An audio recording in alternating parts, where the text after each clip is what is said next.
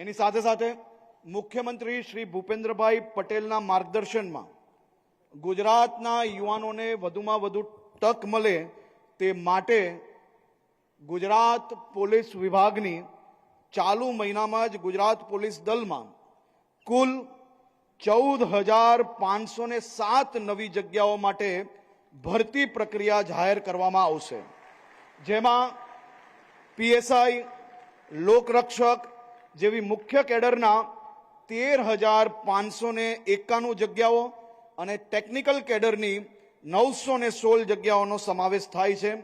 આ ઉપરાંત મેં કહ્યું એ પ્રકારે 12,500 યુવાનો જેને પરીક્ષા આપી છે, પાસ થયા છે, એવા સૌ લોકોને બી ટૂંક સમયની અંદર એમને એનાયત પત્ર આપવામાં આવશે। આપ સૌ યુવાનોને રાજ્યમાં જે ખૂણેથી જે સપનું જોઈ છે કે સરકારી નોકરી કરવી છે, એના માટે આનાથી સારો સુવર્ણકાલ આવી જ ના શકે। એ પ્રકારની વ્યવસ્થાઓ, ઝડપથી પરીક્ષાની વ્યવસ્થાઓ, સારી રીતે પરીક્ષા થઈ શકે, હકદારોને નોકરી મળી શકે તે માટે ભૂપેન્દ્રભાઈ પટેલની સરકાર દ્વારા એક પછી એક મહત્વના નિર્ણય લેવામાં આવ્યા। સફળતાપૂર્વક પરીક્ષાઓ પૂર્ણ થાય છે અને નોકરીના એનાયત પત્ર બી ઝડપથી લોકોને આપવામાં આવે છે।